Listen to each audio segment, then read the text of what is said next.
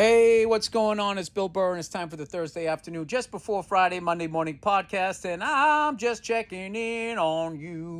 Woo. Hey, man. Sorry, I was AWOL on Monday of this week. That's the first Monday I've missed in a long time. I apologize. I'm doing this movie here. I gotta let this fly out. This fucking fly here. What are you doing, buddy? Get out. Be free. Go bug somebody else. All right. I've been doing this movie, and they're kind of shooting me out of it this week, so I've been in every scene, and I didn't have the time. And then I fucking caught the stomach flu. Look at old Billy Excuses here. I caught the stomach flu. Like Monday night, I wake up at like 3 a.m, and I'm just feeling this weird feeling in my stomach. And I'm like, I don't really eat any sugar or whatever, but I'm over here and, one of the writers and his wife made these raspberry coconut cookies, these little shortbread things. And I was just like, raspberry and coconut. Oh, my God, that takes me back to Ben and Jerry's 25 fucking years ago. For like a minute, they had this raspberry coconut limited edition pint of ice cream. And I remember thinking, like, when I saw it, I was like, I love coconut. Coconut's very divisive. It's like pineapple on a pizza. People either like it or they don't. Anchovies and coconut, right? And I love coconut. And I never heard of raspberry coconut as a combination. So I got the pint of ice cream and I put a spoon in it, and that was it. I finished the thing. So I was like, fuck. And I didn't know they had like the limited edition ones, limited runs, like how they do with everything now. Everything from fucking ice cream to Pokemon cards. They just try to make it limited. So it just adds value because they're not going to make enough, like Rolex watches.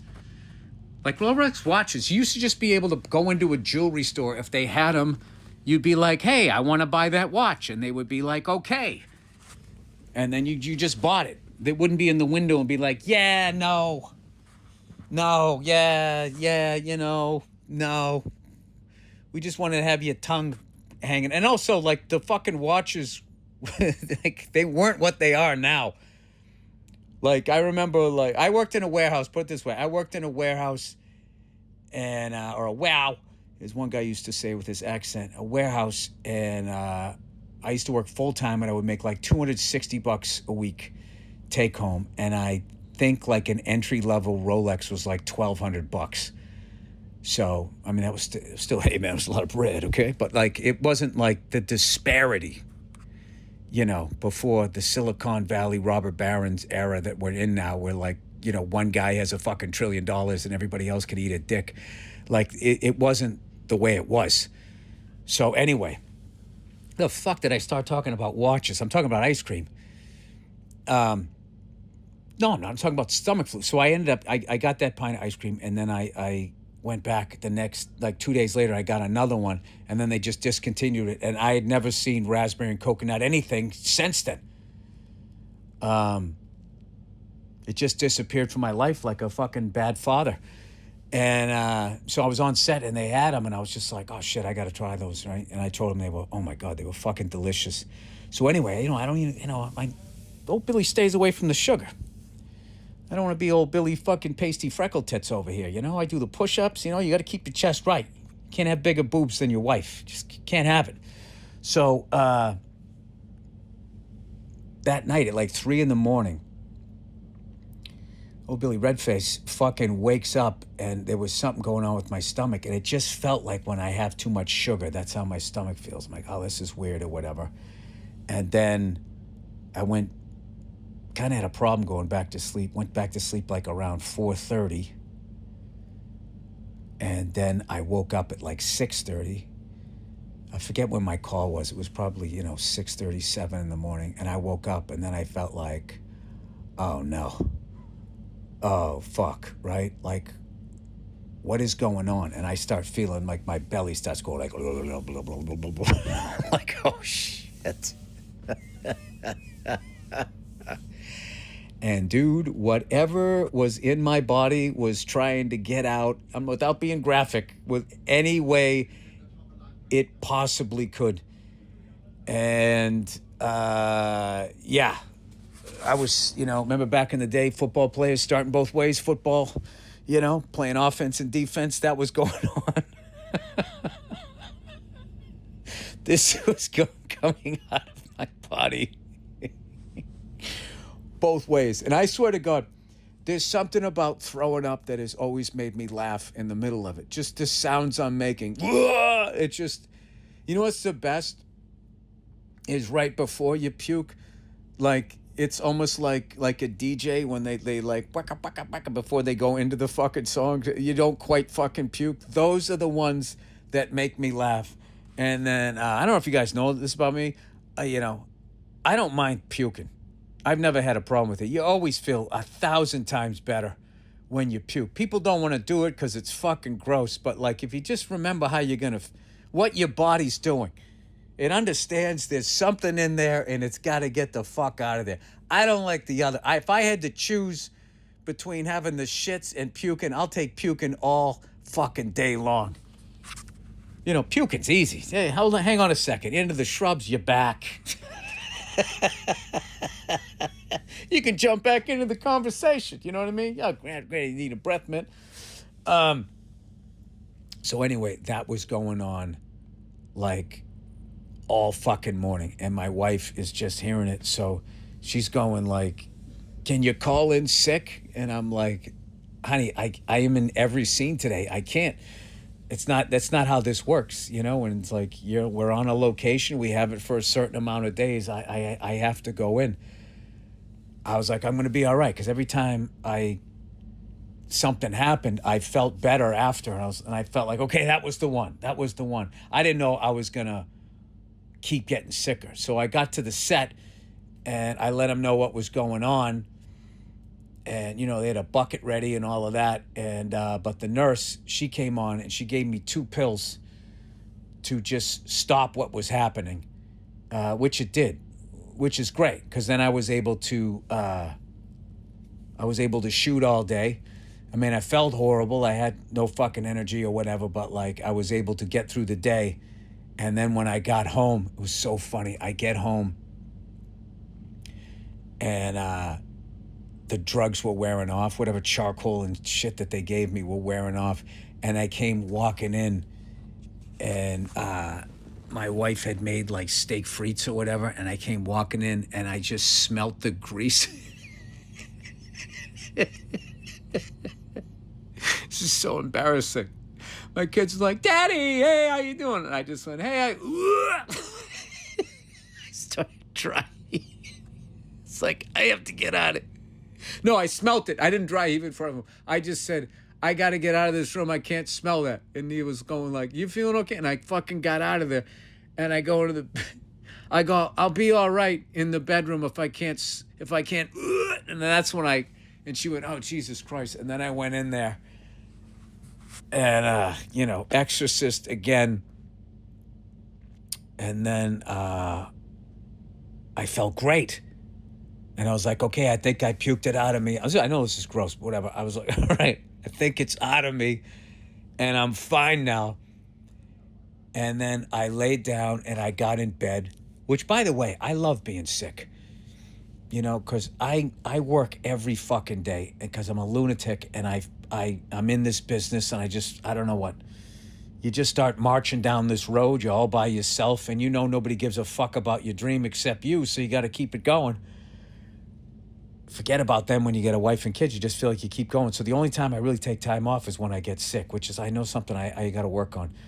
So I was like, all right, I'm sick. I can just fucking lay down guilt-free and not worry that I'm not working or, playing with the kids or doing something, right? So I just lay down and then all of a sudden I start getting the chills.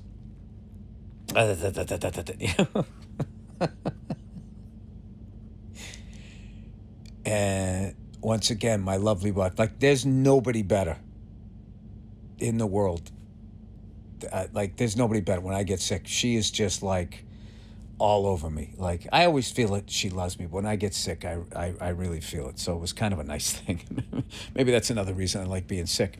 So I just start getting the chills. And then she goes, "You have a fever." And I go, "No, I don't. I'm freezing." She goes, "Bill, that's what happens when you," and I guess what happens is it's your muscles contracting, and they're creating this energy, I guess, so your body heats up and it can essentially kill what's inside of you.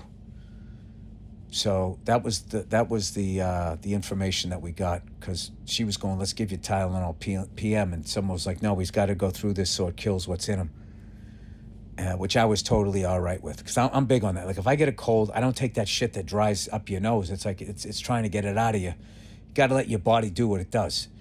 So I was just like, "No, fuck it, I'm gonna ride this shit out," and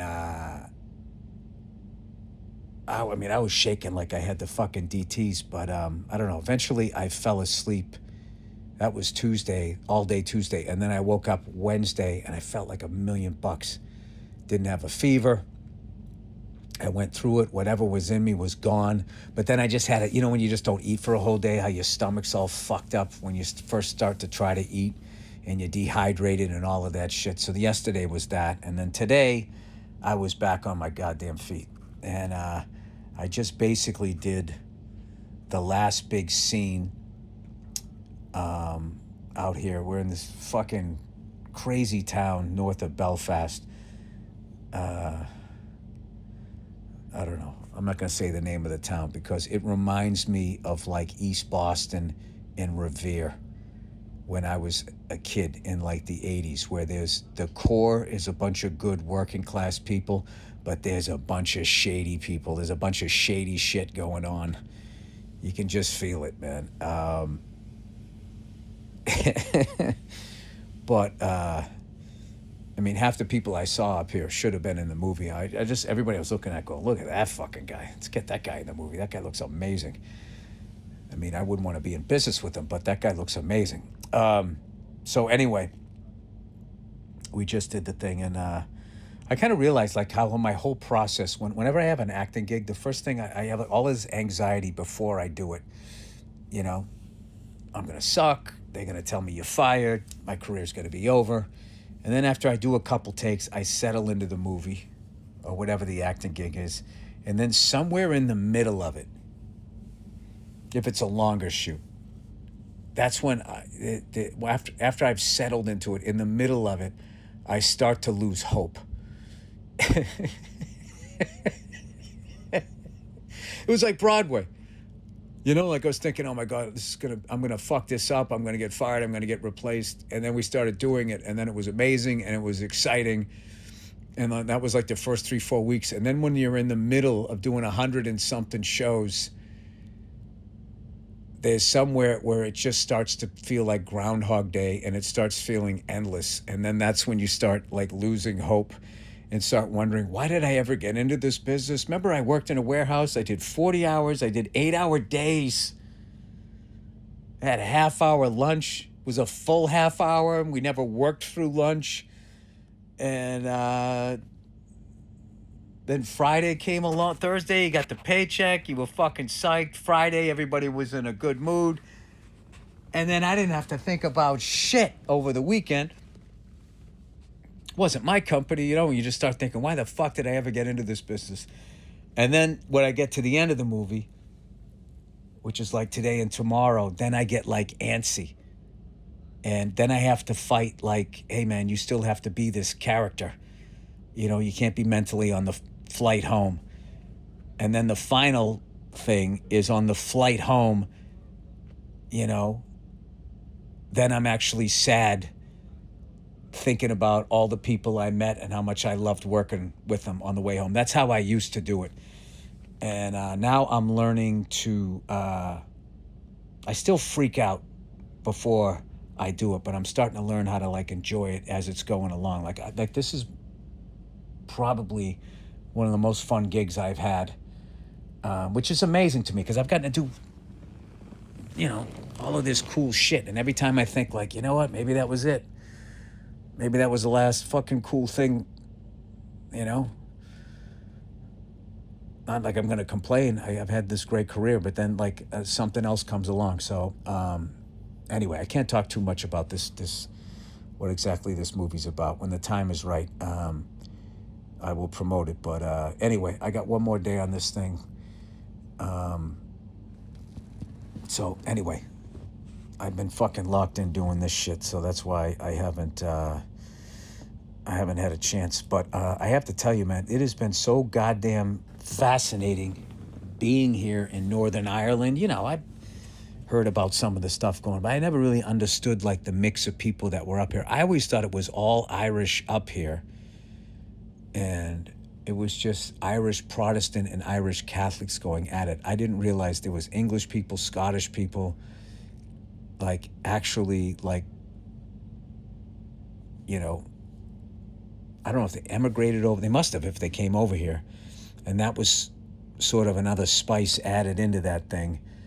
And there was all of this stuff that if you were Catholic, I'm just starting to learn about it, so I don't know all of the facts, but people were just picking up bits and pieces that, like, you know, just the same gerrymandering with the fucking, you know, trying to make sure that the, you know, the Protestants got more of the vote and the Catholics didn't, or something like that. You know, there's always like the person on top and then like the underdog, the typical shit. But anyway, so I get these patches everywhere I go when I travel. You know what I mean? Back in the day, people used to put them on jackets and stuff, but I just sort of keep them because I'm not into clutter, and it's a nice small thing that I got there. And I also I'm into the flags and all of that stuff. So Club Soda Kenny got me one, and it's a shamrock with a red hand on top, almost like it's saying stop. So I was thinking, like, what? It was called the Red Hand of Ulster. So I was thinking, like, oh my God, is that like the English Protestants almost like literally saying, hey, Irish people, you're not going to stop having any fun, you know, while we're here. But but of course, you know, it isn't that. What it has to do with is this old, like, I don't know what you would call it, like a fable or some shit like that. I don't know what, but I'm trying to find it here for you. The Severed Hand, that's what it's called, the Severed Hand of Ulster. So here's the legend. It says the origin of the tale describes a race across the sea to claim the territory of Ulster. The first chieftain to touch the shore would become the ruler. This sounds very familiar, where like they had everybody go west. They wanted all the white people to go west, knowing that they were going to get into conflicts with the Native Americans. They would have a fight, you know, some white people would die, and then the powers that be, they're savages, and then justify murdering them. So anyway, the first chieftain to touch the shore would become the ruler. And it says, seeing his rival's boat ahead, a chieftain severed his own hand and threw it onto the beach, touching the land before his opponent and securing the kingdom. So that's where it started. I don't know what it means now, metaphorically, if you look at it. But anyways, I thought that was interesting. And also that, you know, they shot a lot of Game of Thrones, which I gotta watch that series. I forget what I was watching at the time. And then I got overwhelmed because it became such a huge hit. And by the time I was going to get into it, I was like 2 or 3 seasons behind. And they're like hour-long, you know, episodes and shit. And I had kids at that point. It's just like, man, you know, and they were little too. So like, you know, you got little kids. The second they go to sleep, you go to sleep. So it takes you like a week to watch one fucking episode. So I just never got around to it. But anyway, I've been watching some of the World Cup. I got to get caught up on MotoGP. I do want to say congratulations to Ai Ogura, the first Japanese MotoGP rider to win a MotoGP race in 22 years. I was telling you guys last week, I mean, it was a no-brainer that this kid and Pedro Acosta, when Pedro gets, you know, on a bike that's at his skill level, I mean, it's like these two kids are going to be the future, and they are fearless. They're amazing. I mean, I saw some of the highlights, and Ogura was holding off Marc Marquez, who's essentially healthy on a Ducati. I mean, that's the real fucking deal. And he's been like on the podium the last couple 2 or 3 races. So I couldn't be more happy for him. It's great for the sport. I know he's got all of Japan watching. My condolences to Japan. I saw when they lost that game in like the final fucking seconds. Basically, in extra time, they lost, and to Brazil, which is obviously nothing to be ashamed of. But that kid who gave away the ball, I mean, oh my God, crying his eyes out. But I saw a bunch of games like that. I watched another one. I watched South Africa. What was it? Was it tied 1-1, or was it? I think it was 0-0 against Canada. And then, like in the 91st minute or something like that, Canada scored. It's just like fuck. But anyway, it's been amazing. It's been really cool to see the World Cup in the United States. And shout out to the Argentina fans. Did you see that clip where they found somebody's wallet and they started chanting the person's name in the wallet, and they one guy who had the wallet got up on his shoulders and they were just chanting this guy's name, holding the wallet up. And then the guy ends up hearing his fucking name. You know, he's fucking... I just lost my wallet. Thank God I got it back. Thank you to everybody in Belfast.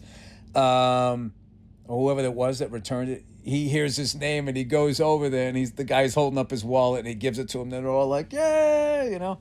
It's great, man. The energy of this thing, it's really cool. It's really cool, you know. And I actually think that the energy of the World Cup and the respect the fans have had with each other that's actually the real world. You know, like the internet is fake and then there's the real world. I actually think the energy of the World Cup and how regular people treat each other, that's the real deal. And all of this nationalism and fucking racism and all of this crap, all of the fucking lately, dude, like, is it me or is this white supremacist shit really seeping in to a lot of areas, you know? Entertainment, sports, you know, it's fucking crazy. Like the internet has like radicalized people and everybody can only see the other side being radicalized. And it's like, guys, we've all kind of lost our fucking minds. Being on the internet and being on social media and reading comments and everything being politicized, we've all lost our fucking minds. During that pandemic, we all lost our fucking minds. People who weren't being doctors were acting like doctors. They came up with a vaccine super quick, and then people were like, you're going to take this thing or you're going to get fired. Both sides went fucking apeshit. But neither side can admit that because everybody wants to be fucking right. But we should all collectively be like, hey, you know, maybe we should all fucking settle down. Maybe, you know, live and let live. Fucking relax. Make the world fun again, you know. Enjoy watching, like, New York Knicks fans getting excited, getting a first champ. That was a fucking great thing to see, you know. I don't know. Just my own 2 cents here. But anyways, I apologize for, you know, not doing the podcast on Monday. But, you know, I'm kind of... Schedule did not permit here. So let me do a little bit of the reads here for the week. Oh, look who it is. That's Fast Growing Trees. Did you know Fast Growing Trees, man, is America's largest and most trusted online nursery with thousands of trees and plants and over 2 million happy customers? Did you know that? I didn't know that.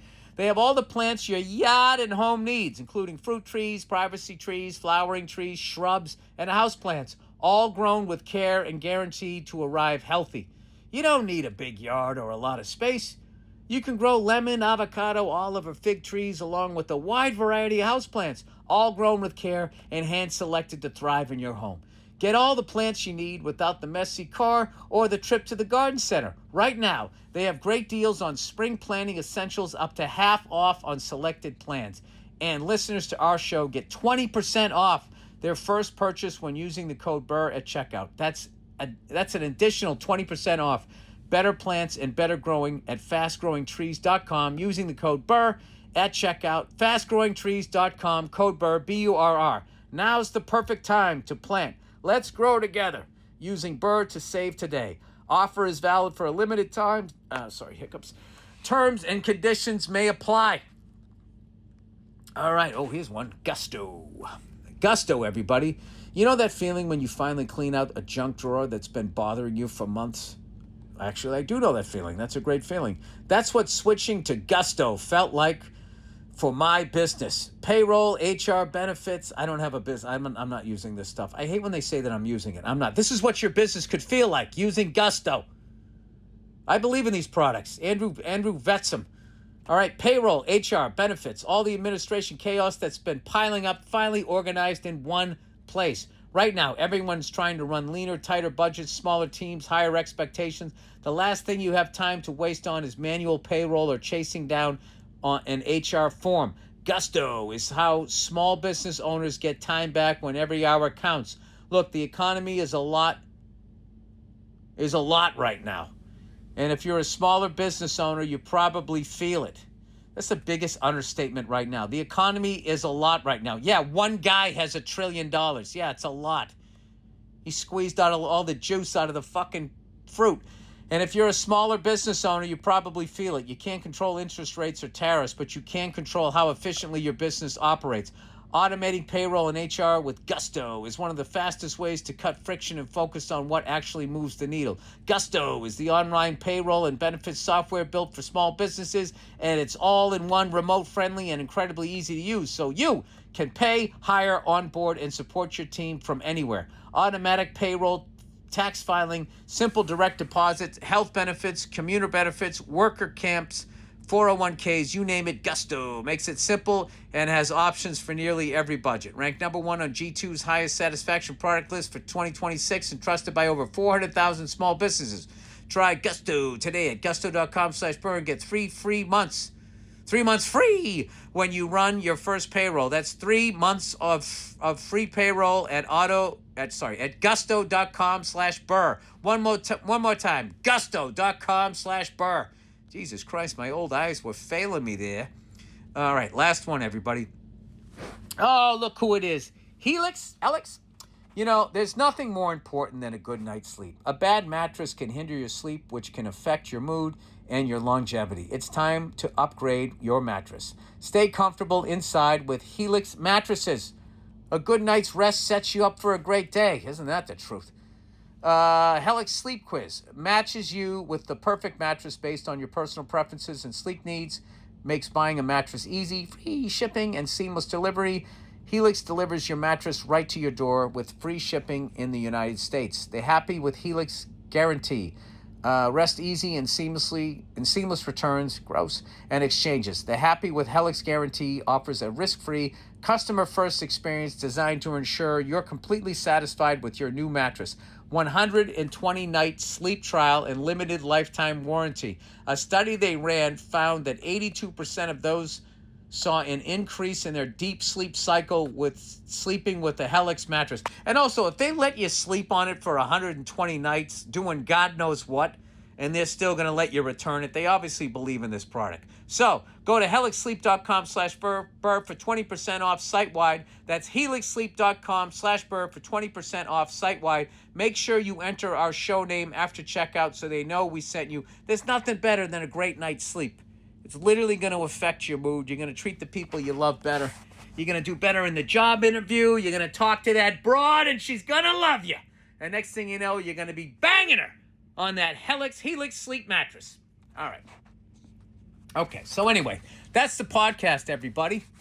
I hope you enjoyed it. I hope you had a good time listening to it. Anyway, I still got another day and a half on this, and I'm still dialed in. And this person I'm playing has been a really fun thing to do. So anyway, but I am excited to get back home, and I do miss LA. I got to get a breakfast burrito, dude. I haven't had fucking coffee in like 4 days. I already went like the first day I didn't have coffee, and then I got sick. And I got off it. And one of the actors I've been working with drinks those matchas. And I was like, I don't know. You got to put all that fucking sugar in it to make it taste decent. He's like, no, you kind of get used to the taste of them. And he goes, I kind of like it's an easier sort of little caffeine thing. So I was like, all right, let me try that. Because, I used to be, this angry fucking lunatic. Believe me, I still got a temper, but I'm not carrying it around anymore, which is fantastic. But, I kind of feel like the reason why I related to coffee the way I did was because that being wired on it was like how I was kind of like walking around, walking around on edge. So I feeling like the last thing I needed was more. I mean, I still love coffee. So I was kind of going, you know what I'd like to do? Maybe do coffee every other day, and I'll do this matcha every other day. But then I don't know, I kind of got into it. And it's been a good thing for me. So right now I haven't smoked a cigar since I can't even remember when. I don't smoke weed. I'm not drinking coffee. So I feel like if I could just get off of social media, because I started fucking scrolling again, man. It's unbelievable, these fucking phones. These fucking phones, dude. I don't know. How addicted are you? Like, I do have a rule, though. When I do have an acting gig, the phone is off, and I go down to set, and I don't have my phone because I don't want to be, be in blue screen mode when I got to go out and go do this shit. I'm thinking, like, I might start, like, I walk into the house, phone is off. I might start doing that shit. Because I got to be honest with you, like, all of these years of having the phone on the entire fucking... I'm trying to think of, like, the amount of times I get, like, an actually really time-sensitive, important fucking text message. I'd like to go back to that world where, like, dude, you just leave your house. Before answering machines, you just left your house, and if somebody called, they just had to call back again another time. When you drove home, like, didn't, like, Chris Rock do a great bit about that? Something about that? I think he was talking about how marriages stayed together because you weren't constantly in contact or something like that.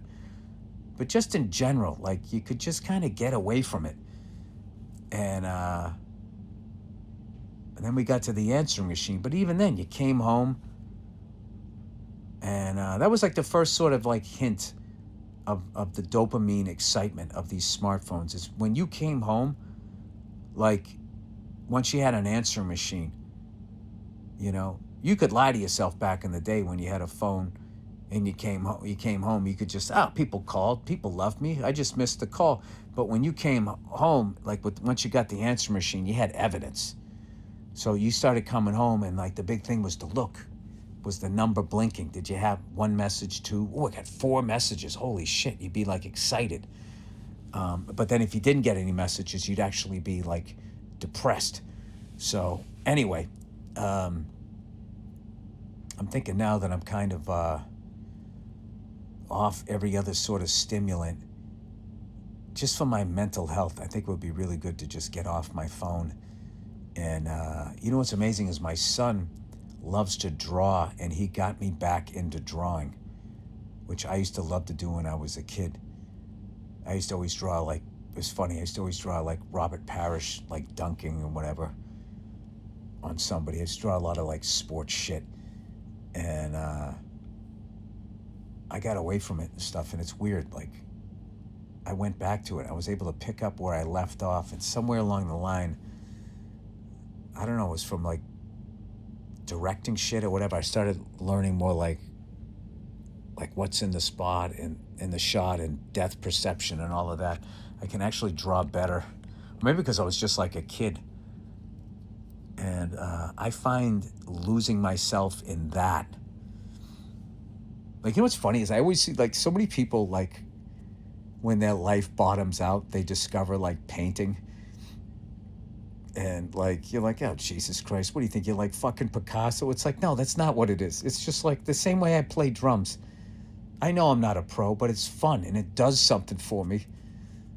And it's just like a fun hobby. And now, like, for the first time, like, I understand, like, why so many people take up painting. It's, like, quiet. You're using your imagination. At whatever level, if you're doing that, it's, like, good for you. And you're not bugging anybody. And then everybody else who's still stuck in the matrix like I was like, look at this fucking jerk off. Oh, what are you, an artist? Are you over there painting there? Fucking...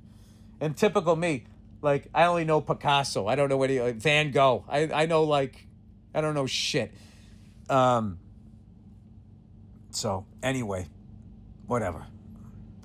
Old fucked up Billy's still trying to work on himself. So, anyway, that is the podcast. My apologies again on Monday.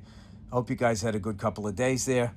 And I hope you're enjoying the World Cup and you're watching this MotoGP. It's fantastic. And another thing, too, is when I get home, I got a few weeks off as far as not going on the road. And, I love the dog days of summer. And I did see my Red Sox, I don't know how, swept the fucking Yankees. I mean, God knows that's going to be the highlight of our season. And speaking of that, oh, my God, dude, we traded Jaylen Brown. Are we out of our fucking minds? Aside from being one of the best guys in the league, he's like he's arguably, he has to be the smartest guy in the league. I mean, like, MIT was like trying to get him into some, or NASA or some shit. He's like talking to those people. The guy can speak Arabic. I mean, the only thing that makes sense about that trade is if it was like some sort of Devers situation where you didn't realize what was going, but I just don't think it's that, man. I'm such a fan of that guy just off court, like what that guy can do. And I just was always thinking, like, I can't believe that fucking genius brain is on our team breaking down, whatever the other team's doing. Like, I don't know, man. I don't know about that one. But thank you to Jaylen Brown for everything that you did with us. Thank you for the championship. And there's no way, we get one without you. So I hope he realizes that, because that was all the chatter that I saw. Everybody was like, why the fuck did we just do that? So I don't know, man. That's for years I've been hearing that. The stupid Boston sports media trying to like start something between him and Jason Tatum. That's all the fuck they do. I remember when I was living in New York, all they tried to do when A-Rod went to the Yankees was try to like get some gossip going about how Jeter doesn't like A-Rod and A-Rod doesn't like Jeter. Is there enough room and blah, blah, blah, blah, blah. I don't understand like local sports writers. It's like, are you a fan of the team? Like, all they do is try to stir up shit. Forget about like the sports talk radio guys. You could only talk about the game for so long. You got all these hours you have to fill up in your show, and then what do they just start doing? They start like gossiping, and like sports fans that like listen to that shit and read that shit. It's like that's like the real like housewives of sports. Like, I don't give a fuck about like all of the locker room relationships or off-field stuff. Like, for me, that has to do with the coaches and the players. They work that shit out. Anything off the field is between that person and the cops or their wife or husband, whatever the fuck relationship they're in. It's none of my business. My job is to watch the fucking game. That's it. I don't give a fuck. Oh, look at Bill. Oh, he's all punk rock. He doesn't give a fuck. Well, you know what? I don't. There you go. So anyway, thank you, Jaylen Brown. I know that you are going to have many, many, many, many, many more. That guy's going to be he's going to be a problem for another 10 years. I don't know. What, we got Paul George? He's at like, I don't know. Well, welcome to him. I just hope they know. What the fuck do I know? I'm a fucking stand-up comedian. Anyway, that is the podcast, all right? Enjoy the music picked out by the amazing Andrew Themelis. Then we have a bonus episode of the Thursday afternoon, just before Friday, Monday morning podcast coming out. Okay, I'll have a great weekend, you cunts, and I'll see you on Monday. Hey, what's going on? It's Bill Burr, and it's time for the Monday morning podcast for Monday, July 2nd. 2018. What's going on? How are ya? Hey, as you can tell, old Freckles is under the weather. Yeah, I tried to do too much when I was on the road. I'm just an old guy now. and I ended up catching a cold like it was the middle of fucking winter. I flew into Minneapolis the day of the show. I used to fly in the night before, but now I got the kiddo, and I don't, miss as little bit of, her whatever day is possible. So I flew out the day of, then I landed, and I've learned this lesson 50 fucking times, and every time I've gotten sick. I landed, I was a little tired, because I had to get up early to get there on time, and I went right to the gym. Stupid fucking move. Then I had to do 2 shows, and then I hung out with Verzi and fucking Bartnick. But I slept in the next day. The next day I woke up, I kind of felt run down. But I was like, no, man, hit the gym again. I hit the gym again. Fucking moron. Then I take a steam. Then I go on fucking stage, have 1 show. It's the end of the night. I absolutely love Bartnick and Verzi. Hey, let's go out again. So we go out again. And this time we were at an outside bar up on this rooftop in this really cool, place in, downtown Minneapolis. And I had a hat on, but it wasn't enough. And I could tell when I was, when a cold just gets you. Yeah, I'm feeling a little bit, and then it just getting you like, fuck, here we go. And I didn't have any vitamins. That's another thing. I forgot my vitamins, all of that dumb shit. So, I don't know. So I apologize for being so friggin' late here. But however, I want to thank everybody. It was one of the most fun weekends I've had as far as crowds and just what I got to see in Minneapolis and Detroit. Minneapolis, first of all, I did a theater there on the campus of the Big Ten, University of Minnesota. Now, I was joking with the people there. Whenever I go, to a great campus like that, my first thought, this is for all you young kids out there, I always think to myself, man, I wish I studied in high school. I wish I tried. This is fucking amazing. Dude, we drove by, there was like a frat house, and there was like 10 frat guys sitting in a circle playing some drinking game outside this amazing fraternity, And I know everybody makes fun of them, saying they're a bunch of date rapists, and then this, and then that, and all this shit. But at the end of the day, who's making the robots that are going to kill all of us? Huh? It's the nerds. So ease up on the frat boys. They're not all rapists, Some of them just leer. So anyways, and I couldn't believe how fucking beautiful the University of Minnesota's campus is. And I was saying on stage, this is what a fucking moron I am. Without ever seeing a campus, I judge what it looks like by how your sports teams are doing. If you haven't won a Big Ten championship or an SEC championship in a long time, I just figure your school's a dump and it doesn't look good. I learned that with Vanderbilt. Vanderbilt's never like, I think maybe in baseball they're good, but they never do anything in football, never do anything in hoops. So I'm just like, that's like almost a community college. And then Nate Borgazzi told me, who was a big fan of theirs, was like, no, dude, it's one of the best schools in the country. Some of the smartest, like this engineering fucking egghead school, right? But I went up to University of Minnesota. It's like all fucking brick. What I saw of it was incredible. And I always have that thought, like, why didn't I study? It wasn't that hard. I was such a fucking pussy. I was such a baby. A couple of things, I don't like this subject. And just get through it. You know what I mean? I didn't like doing hell rooms either, but I had to do them to get to do a fucking gig at University of Minnesota. I stuck with that, right? Hang on. Sorry. Forgive me. Sorry. It's going to be a lot of that. I'll hit pause next time. Look, some of the math I get, because I got to be honest with you. Like, I was cool right up until algebra. If I wasn't such a fucking class clown and a jerk off, I wouldn't have had to go to summer school after algebra because it wasn't that bad if I applied myself. Geometry, I don't even know what the fuck was going on. It was like these conspiracy theories about shapes. Not conspiracy, they were proven.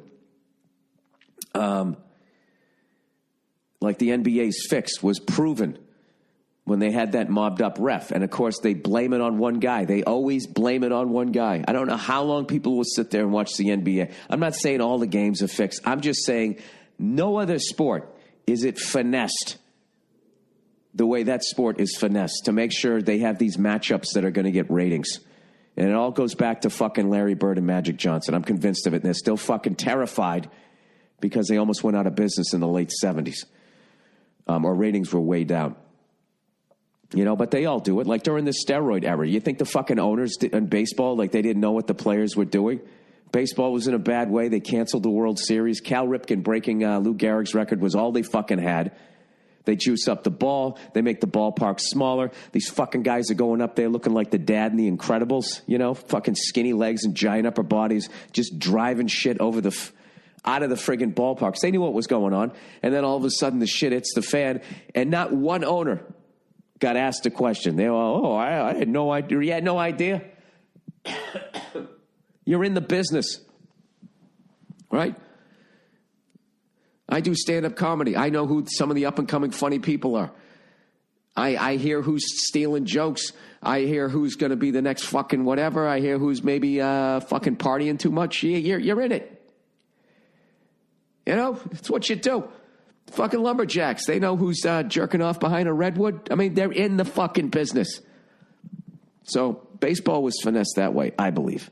Right? Football, what they did was they just, they weren't satisfied with their fan base, and they just kept every fucking rule ended up being for the offense, to the point it was borderline illegal to, to fucking cover a receiver. Now everybody's out there putting up Dan Marino numbers, which is fucking ridiculous.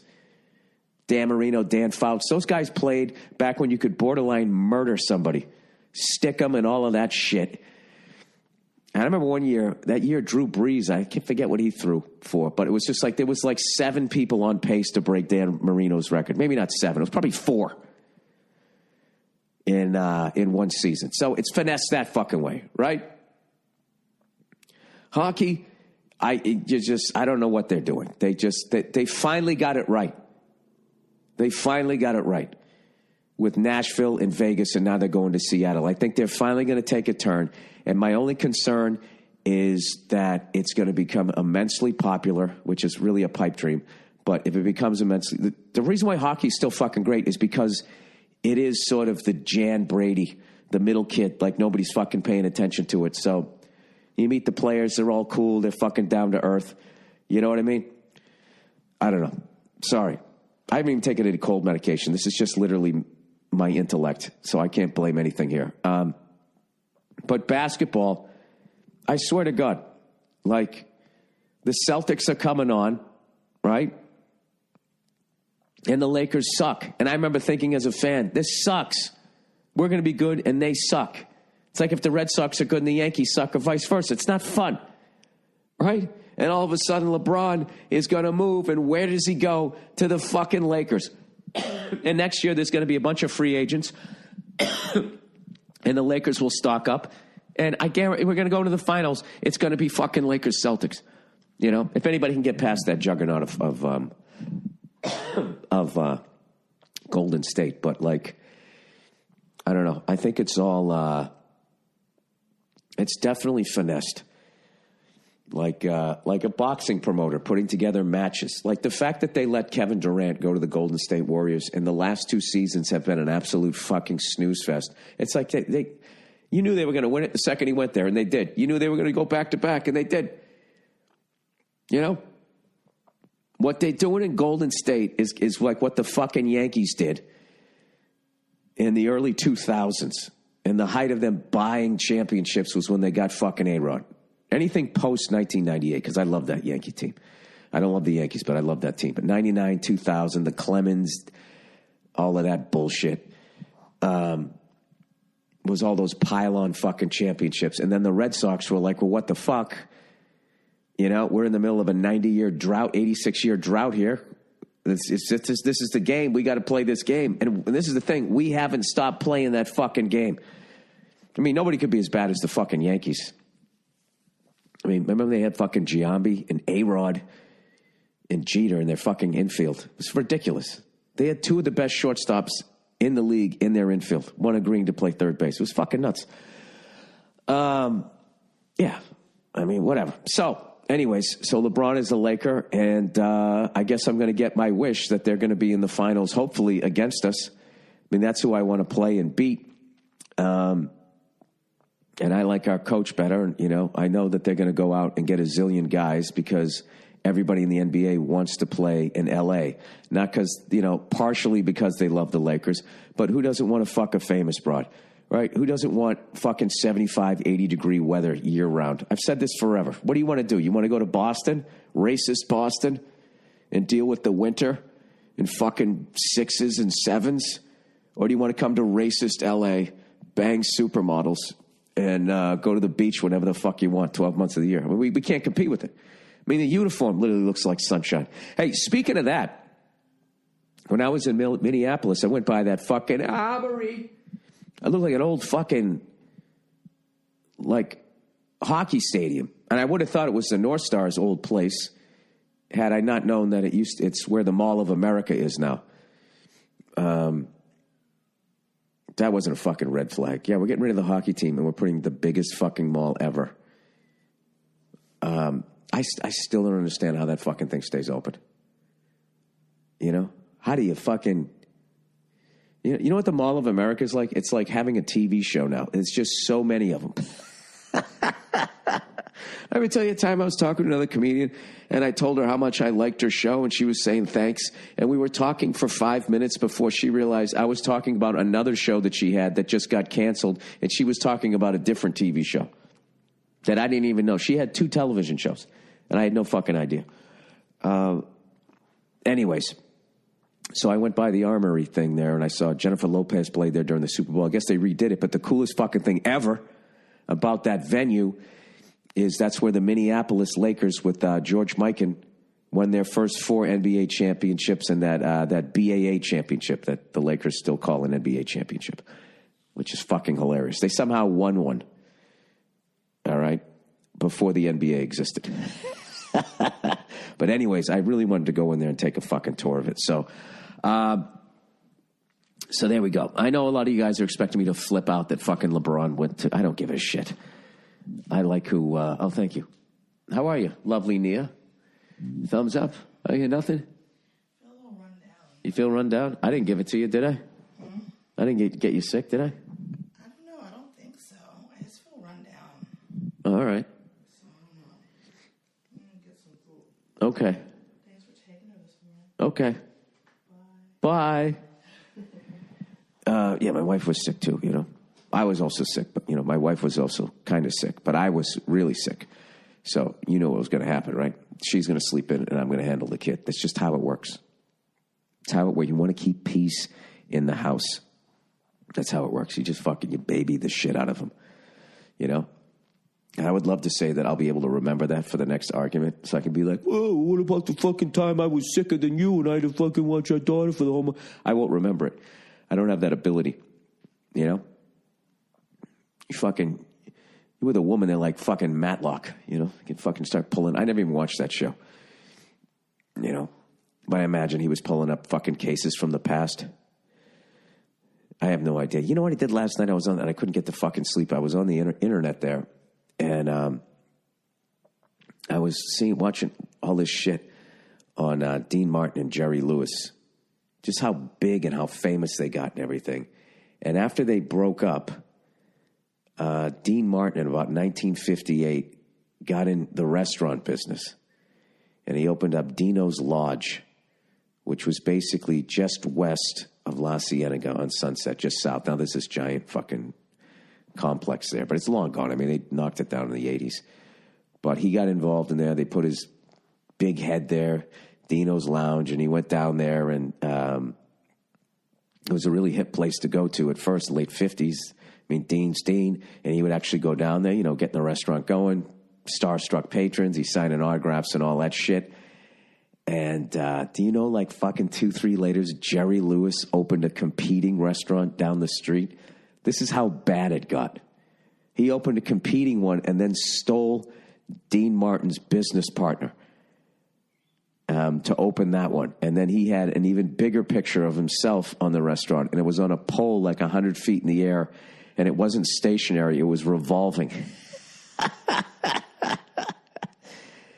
So I guess Dean ended up saying, man, fuck this shit. And he got out, because he's cool. He said, fuck this. He got out of the restaurant business.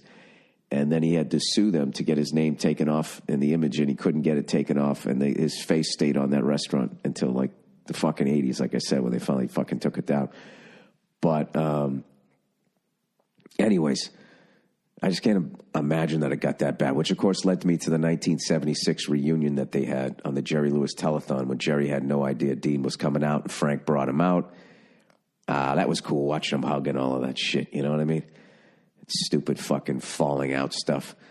But I just thought it was funny at the fucking height of them hating each other. They had competing fucking restaurants. How not two comedians. You know, I just picture him acting like De Niro in Casino, counting the fucking blueberries in the muffin. Freaking out, doing that crazy Jerry Lewis voice, saying how Dino has more blueberries in his muffin and this is fucking unacceptable. Anyways, plowing ahead here.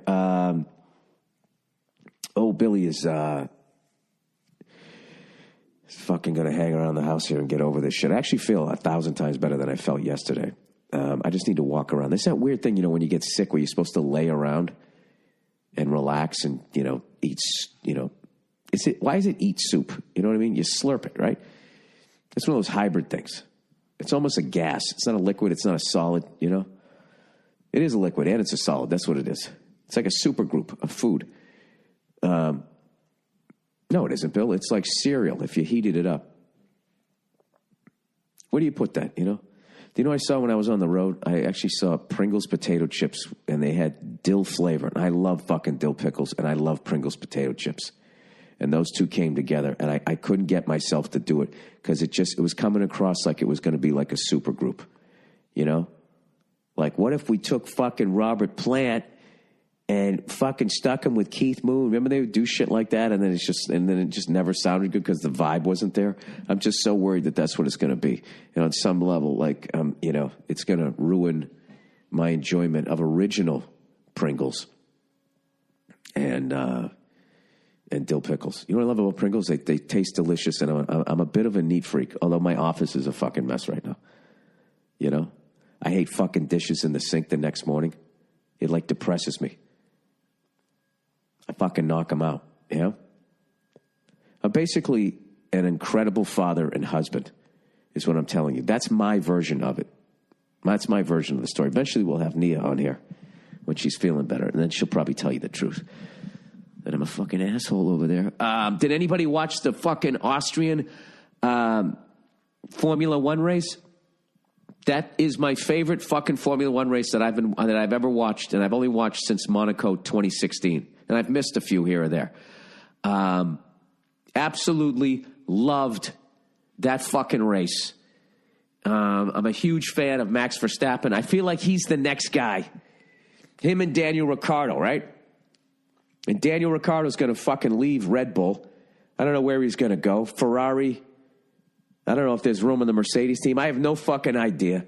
But it was just like the top two guys. What's his face? Max Verstappen and Kimi Räikkönen. They're fucking hilarious. Their press conferences are hilarious. They don't give a shit. You know, they have like that comic vibe about them.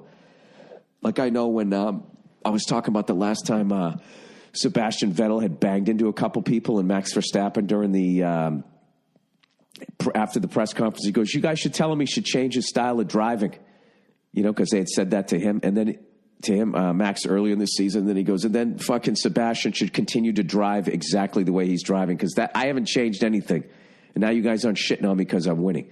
By the way. And then the United States, the Haas team came in 5th and 6th. That's like our highest place ever. Was it 4th and 5th or 5th and 6th? It might have been 4th and 5th. I got to look it up here. I can't remember.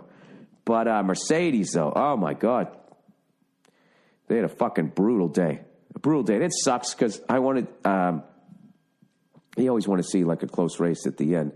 But I'm a little jaded with this sport where I was just, you know, after the first turn, and it was a fucking incredible start to the race. And I remember when Lewis Hamilton got got into first place after the first turn. I go, oh, it's over. He's going to win it. He's going to win it. But the track was so fucking hot. Their tires started to blister. Some bullshit happened. I don't know what. And what's his face? No, we came in fourth and fifth. Grosjean and Magnussen, fourth and fifth. The Haas team. I don't know what happened. Somebody was going too fucking slow or something. It caused Lewis Hamilton to have to slow down, and then he got passed, and then he had to go into the fucking pits or so. He had to do one extra pit stop is what happened, and that fucked him. But that guy's such a good driver. Even in the end, the other guy's tires were starting to blister up, and he was just right fucking there, and then all the drama went out when his car shit the bed. And I believe Valtteri Bottas had some sort of gearbox failure. But, and also, what's his face? Daniel Ricciardo. His fucking car shit the bed, too. He's been having a rough go of it. But I just liked it because it just put different people in the lead that I haven't seen. I know Max Verstappen has done well over the last few. But it was just fun to watch all of that shit. And then watch Lewis Hamilton having like the fastest lap of the race trying to catch up, like Bill Elliott back in the day in the stock car races. And then unfortunately his car shit the bed. But here's the big thing was he was up 14 points, Lewis Hamilton, over Sebastian Vettel. Vettel came in third, and I believe you get 15 points. And Lewis Hamilton got no points. So now Vettel is leapfrogged past him, and he's up 1 point. Because I was hoping he wasn't going to slowly fucking pull away. I think they race again next week in Great Britain, and then they might be on their break, their summer break. And then they'll be neck and neck for the rest of the year. So if Ferrari can fucking hang in there, it should be exciting right through Brazil and on into November. Where do they always end up? Is it Dubai? I can't fucking remember. So anyways, very fucking excited about that race. I mean, it sucked, that Mercedes got knocked out, and also Daniel Ricciardo. But it was just fun to see some new blood up there. And then, watching Lewis Hamilton putting on a fucking show as he was dealing with his tires literally falling apart. Anyways, when I was in Minneapolis, I forgot to tell you, I was going to try a different place to get a Juicy Lucy. Last time I went to Matt's bar, and I got this fucking Uber driver. It's hilarious, this Indian guy. And there's a lot of construction going on downtown in Minneapolis, and it said he was 5 minutes away for 15 minutes. He finally pulls up, and this dude was like the fucking old Indian version of me. Like, he was like snapping on me because he was mad about construction, but I understood it because, like, it took me a minute to figure out, like, why is this guy yelling at me? I go, I want to go to whatever the fuck it was, the 5-8 Club. I was going to try that one next, right? And he goes, I need an address. Immediately yelling at me. I go, all right, dude, relax. No, you can't just say the name of that place. I need an address. I was like, dude, stop yelling at me. He goes, I'm not yelling. I go, yes, you are. You're yelling. And then Verzi gets in the car. He's looking at me. I'm like, dude, this guy's fucking, this guy's yelling at me. And he goes, I need an address. And I'm like, well, the name of the place is the 5-8 Club. Put it in your phone, you fucking cunt, right? So now I went to his energy, but fortunately, I've been really working on it, and I brought it back down again, and I was just like, hey, all right, Like, I understand there's traffic here, right? And then he was trying to smile his way through it, realizing he went too fucking nuts. I think I gave him the wrong address. He ended up taking us to Matt's bar. So now it's like really tense. Bartnick's riding in the front seat, and this fucking guy's, it's like we're with our fucking angry grandfather. We're all trying to be on our best behavior. So Bartnick tries to lighten the mood. We see this fat chick on a bicycle, and she was at a dead stop, and now she's trying to get it going. So it's just like, it's precarious when you start off a bike if you're not pedaling fast enough, especially when you're carrying that kind of weight. And Bartnick was like, Jesus Christ, look at her, man. He goes, they don't have asses like that in India, do they? He's like, maybe on an elephant, right? And the guy started laughing. I was just like, yeah, there'd be a fucking sacred cow over there. And we just fucking broke the ice. We broke the ice by making fun of a fat chick and bringing up stereotypical shit from that guy's culture. That's how we did it. And then he ended up pulling up to Matt's bar instead of the 5-8 Club. And I was like, oh, this isn't where I wanted to go. And he kind of looked at me. I was just like, dude, forget it. It's all right. It's fine. I don't want to get yelled at again. I was literally like a battered wife at that point. Like, okay. Bye, Dad. I love you. He just fucking drove off. All right, let me read a little bit of And by the way, it was delicious. And they got Miller High Life in a bottle there. You know what the dangerous thing about a Miller High Life is, there's just something about the bottle. It feels like it's 8 ounces. It just doesn't feel like it's 12 ounces of beer. And they just go down so easy, you know. And I had a show that night, so ended up having I think we had like 2. And the waitress was cool, you know. She was asking us about the show. We ended up hooking her up, and then she gave us some fucking hats and shit, man. It was really it was fucking, Minneapolis it's fucking awesome. The people up there are fucking awesome. And then I go to Detroit. You know, they're fucking great. And I was actually like, because I just literally landed, went to the hotel, and then went out and did the show. So I was doing my typical Detroit material about how white people, you know, drive 100 miles an hour into the Tigers game. And after and then drive back out because it's so fucked up in the downtown area. And I knew it was making a comeback. Every time I go there, it's a little bit nicer. But, dude, it's like those jokes are over now. I walked out after my show at about 10:30 at night, and I saw a white kid on a bicycle with a backpack riding down the street, not even nervous. And I was just like it's in a real estate sense, it's too late to buy there. You're already going to be paying like fucking top shelf prices. If the neighborhood got to the point where a white guy will ride down the street late at night, you know, with a backpack on, you know, he wasn't like a fucking, you know, he wasn't like 8 Mile Eminem white guy. He was a white guy like me, you know, a suburban night. A non-dancing suburban white kid. So anyways, they had like a John Varvatos downtown. It was fucking ridiculous. I remember years ago, I was telling Verzi, going, dude, I'm going to buy some property here. This place is going to fucking blow up because you're out of your mind. I was just like, dude, it's a no, like, it's here. It's just, I saw this happen in Pittsburgh. I saw this happen in Cleveland. I just didn't have fucking money at the time because I was fucking putting it in this goddamn, you know, fucking money pit of a house that I bought. It's a nice house now. But this is literally body off restoration. I had to do this fucking house. Sorry. Anyways, and I remember seeing on the Anthony Bourdain show, Parts Unknown, rest his soul, I saw a guy, he bought a skyscraper there for $5 million. And I was thinking if there was any way you could scrape together $5 million and then renovate it, which I don't know what that would cost, another 50, 45. And if you could just sit on that, I mean, there's no way that it's a skyscraper. When that city makes a comeback, that thing, you know, say you're 60 million in it, it's going to be worth $250 million. And you know who fucking did all that shit? The owner of the Cleveland Cavaliers. He went down there and he bought a bunch of fucking buildings, redid them, made the office space cheap, and he filled them up with these internet companies, and made me feel good. Then I was going to make the same move that a billionaire fucking owner of a basketball team was going to make. I just didn't have the fucking money. Anyways, but I'm very, very happy for that city, as I was for Cleveland, as I am for Pittsburgh and all of that shit, because they're such great cities. Buffalo, Baltimore, all of those cities going right through there.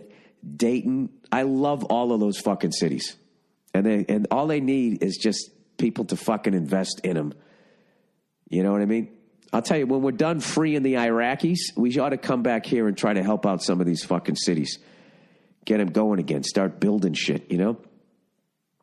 If I was running shit, I'd have these fucking hipsters, right? I would just have them like, what are you into right now? What are you going to bring back from the past and do it in some artisan fucking way? And, you know, you just, you know, give them a break on factories and shit. Just start making stuff here again. You know, say what you want about hipsters. They like a lot of cool stuff. They're just insufferable to talk to. All right, The Black Box. Oh, sorry. The Black Tux. I don't know if that was from watching too much porn or having a pilot's license. You ever think why the people at the top are not concerned about the environment, generally speaking, and how they're content to just fucking use up all the oil, kill as many people as they need to kill to get the fucking oil, you know, pollute the air as much as they can, throw it in the fucking rivers, why they don't give a shit? You know, I was just thinking, I think it's because we're all, you know, all us regular people are going to get replaced by robots. You know what I mean? They'll have robot comedians, you know, robot fucking whores, whatever the hell you want to, you know, I don't know. Kind of ran out of jobs there, but you know what I mean. And then they're still gonna live, and they're gonna be that upper 1%, and they're gonna have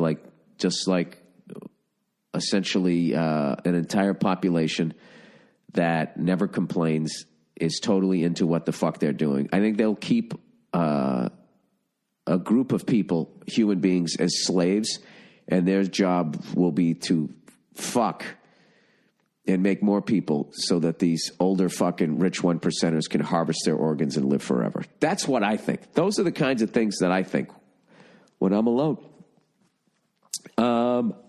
And you got to figure the first time you kill somebody for your organs, you're just going to do that forever, because it's like, well, if there's a higher power, I don't think I want to meet him or her with that on the resume. You know, God just sitting across to you. Well, you were busy. Sitting there shifting in that fucking chair. And you just fucking know exactly what the fuck you know exactly what he's talking about. Like, that one's going to pop out. And everybody's got probably that one thing. Except for truly good people, which I'm not, you know? Like, if I ever, when I die, if there is an afterlife, I feel like God's going to, fucks with you. Like, you sit across from him, and he just looks down at your resume, right? Probably has, the half glasses, sitting on the end of his fucking almighty nose, eyebrows up and shit. And then he just kind of looks across at you, and he's probably like, You want to tell me about this? And then you're sitting there going, oh, fuck, what's he talking about? Is this a trick? Oh, shit, he can hear what I'm thinking. Don't think about all the shit you did, Bill. He's going to know. It's going to be such a mind fuck. Anyways. I don't know. That's a weird fucking topic, huh? Dying.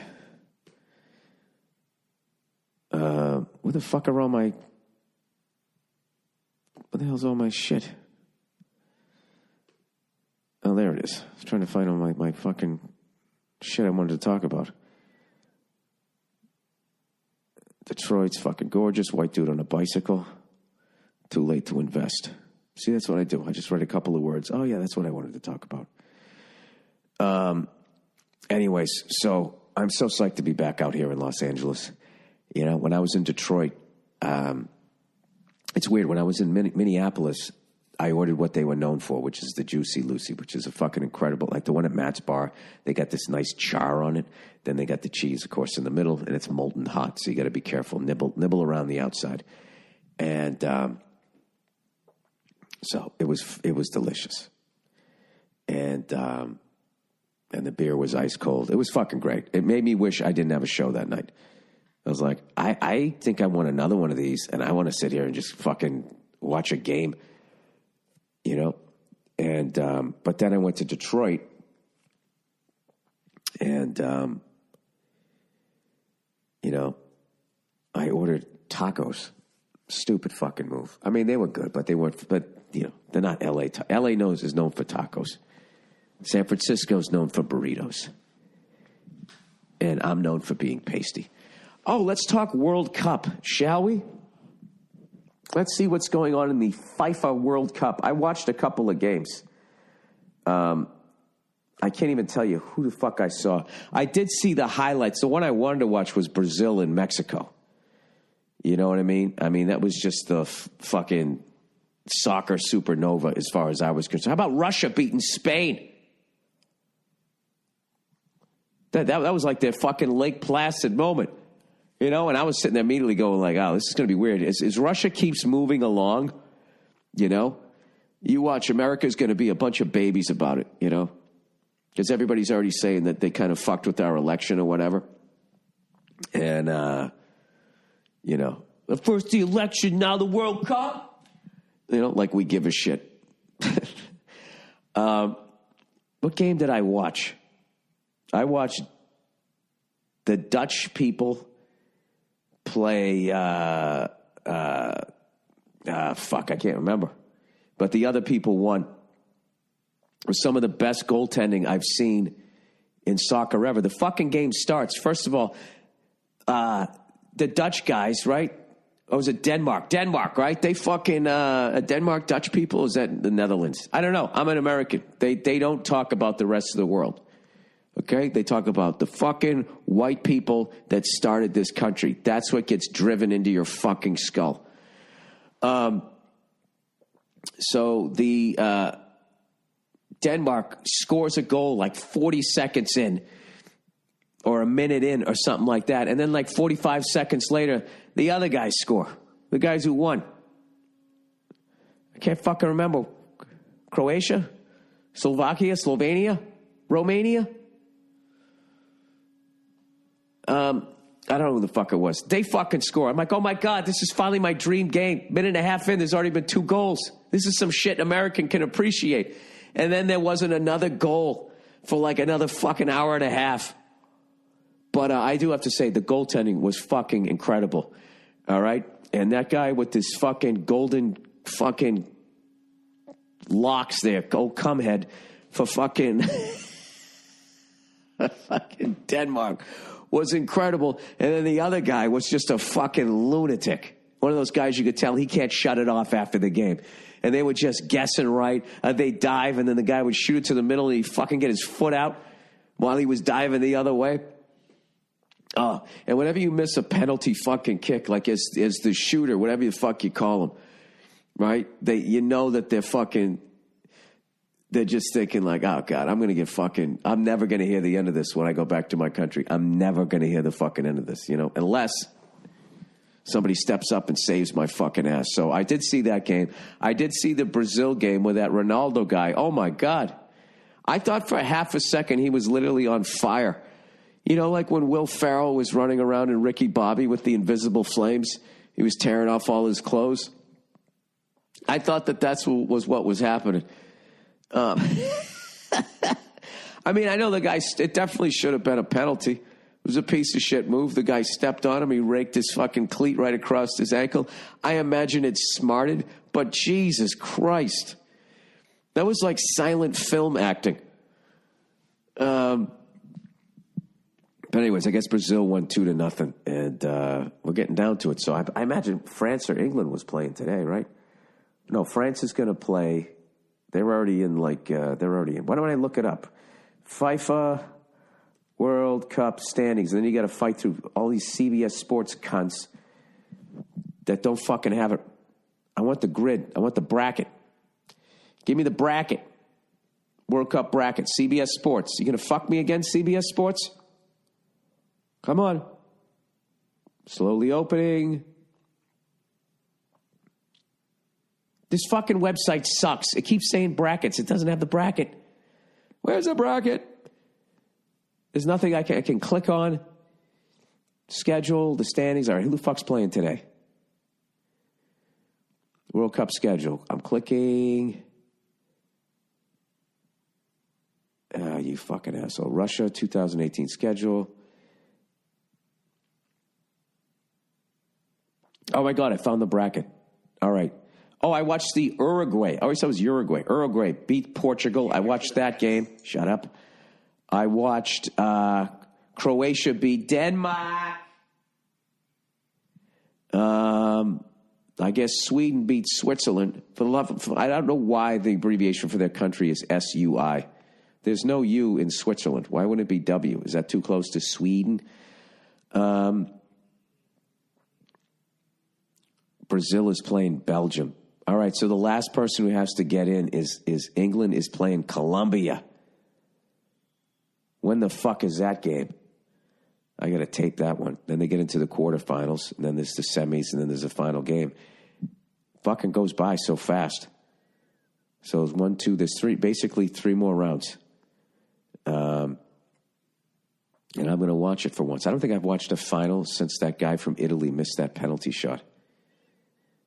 And I remember when I was a kid way back in the 80s, Diego Maradona, the hand of God, and all of that shit. But other than that, I remember also wasn't it in the U.S. in like 94? And like 30 Americans showed up, but it's still sold out because everybody around the world was like so excited. Like, oh my God, it's going to be so easy to get tickets. Let's go. All right, let's read some of the fucking questions here for the week. Was there really need to swear right there? All right. Where are we? Sweden. Oh, speaking of that, please come to Sweden. Last time you were here, I was a little kid and didn't know about you, but I really like your podcast and your stand-up is amazing. Isn't that like how young that person is? I haven't been there in about 5 years, you know? So what are you, like 15? You're probably still already like 5'11", those super tall kids. I'm putting together an Eastern European tour, by the way, hopefully for the beginning part of next year. I'm teasing that's what's going to be happening. I'm going to go into a bunch of countries that I've never been to before. But I know I have to get back to Sweden. I haven't been there in way too long. So I will definitely get back there. All right. Thank you for the compliments of my podcast and my stand-up. Can a comic cover a comedic bit like a musician? No, they can't. They can't. He tells everybody. You remember that Cosby bit? You remember that Pryor bit? Dear Bill, one rant away from an aneurysm Burr. Ugh, I hate how true that is. Can a wannabe stand-up... a wannabe stand... You're not an actual stand-up comedian? Cover a comedic bit like a wannabe musician would cover a song? I'm not talking about a paid gig, just an open mic. No, don't do that, because even though you're not a pro, because you're not getting paid, you are... Yeah, you don't do that. There's no coffee house of stand-up comedy. So if you're a professional like yourself and are putting on a special, it should be total original content. The thing is, not all of us are as funny as you, but we still want to make the world laugh and get a taste of the spotlight and maybe some groupie pussy too. Dude, if you think that you're going to go up on an open mic, I don't give a fuck if you kill with original material. When you get off stage, you still have to have game. That's the thing about being a comedian. As a fucking musician, you go up there and you start singing a song, it's fucking over. I mean, you can do that at a fucking coffee house, singing other people's fucking songs, and it's just going to be raining fucking vagina.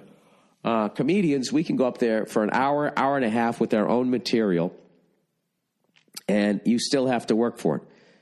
You know, they want you to still be funny when you get off stage. Keep being funny. They don't want the other guy to fucking sing. He can sit there brooding, smoking his cigarette. Anyways, now your initial response will probably be something along the lines, no, go write your own material, you lazy piece of shit. You call me illiterate, at least I can write my own jokes. Oh, you trying out material right now? I did my time in the nightclubs bombing on stage and as a young skinny redhead, and you don't think I just wanted to go out there, blah, blah, blah, blah, blah, blah, blah. Go fuck yourself, you lazy cunt. The thing is, I don't strive to be a professional comedian, as engineering pays a lot better. And writing my own jokes seems like too much work. Dude, I really don't give a shit about you right now. You know what I mean? Hey, man, I just want to go fucking play one down of professional football without getting hit. Yeah, go fuck yourself. I just want to go on stage and give the illusion that I'm funny, so maybe a girl will think I actually have a personality and want to fuck me. Oh, now we're getting to it. All right. So you're an engineer. You're probably introverted. You're super smart. But you don't have anything going on with the ladies. So right now you're thinking oh, that's funny. And then you think that funny guys, that comedians get a ton of ass. I'm not saying there aren't guys out there that do, but they work. It's fucking work. Unless, you're fucking ridiculously good looking. But it's fucking work. If it is, if you're a stand-up comedian, you kind of have that slumber party vibe energy. Oh my God, you guys. It's weird. It's effeminate, it's just a weird thing about women. If you give off an effeminate energy, you're actually going to get more fucking ass than a fucking, a guy. Or I guess a guy vibe. You know what I mean? Look at David Bowie. The guy was walking around wearing dresses. There was just women with Prince. Was wearing high heel shoes. His whole fucking it was like the Locust, except it was all vaginas flying at those guys. So maybe that's what you need to do, rather than steal from comedians. I would steal from Prince and David Bowie, and I would think that you guys are all down there. Everybody's wearing the fucking white lab coat. If you added a little bit of flair, a feminine flair to your scientist coat, Who knows? Go to work, design a bridge while wearing some fucking Prince high heels fucking boots. I'm telling you, you're automatically, you're going to be fucking interesting. All right, let me keep reading here. I just want to go on stage, blah, blah, blah. He goes, I look at it like it's a scientific report. It's not plagiarism as long as you cite where you got the information from. So if at the beginning of the set I said something, like most essays I wrote in college, this set is completely plagiarized. That's a funny joke, sir. Consisting of ideas from people much smarter than me, and the only original thing I have to say is this opening line. And some asshole somewhere else has probably already said this too. Or at the end of the set, I say, thanks for listening. If you want to see those jokes, they're actually supposed to be performed. How those jokes are actually supposed to be performed, go check out Bill Burr. Dude, you're cutting yourself short. You're actually a funny guy. You're just lazy. You could actually use that opener and then go into one of the oldest jokes of all time. You know, one of those fucking water firemen wear red suspenders and be like, I'm just fucking with you. And then, dude, just talk about being a fucking engineer and how you got no game with women. You only have to be up there for 5 minutes. All right? Do that.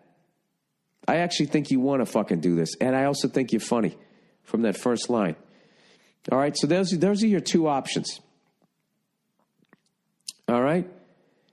Sincerely from an unoriginal fan from the Great White North, you're funny, you're self-deprecating, you got enough here that it's not crazy to me that you would go up and do an open mic.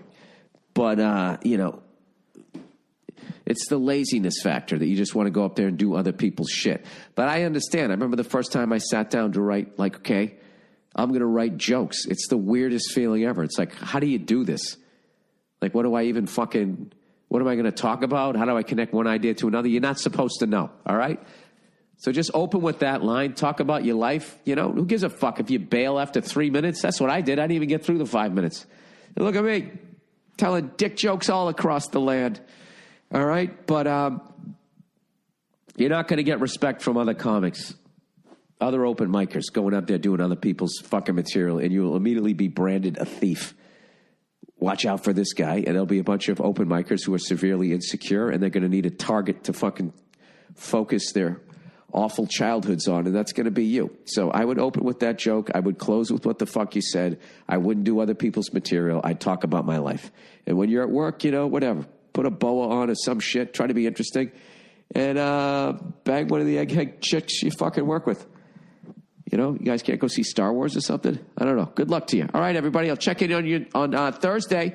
I'll check in on you. Have a great couple of days, you fucking suckers. Go fuck yourselves.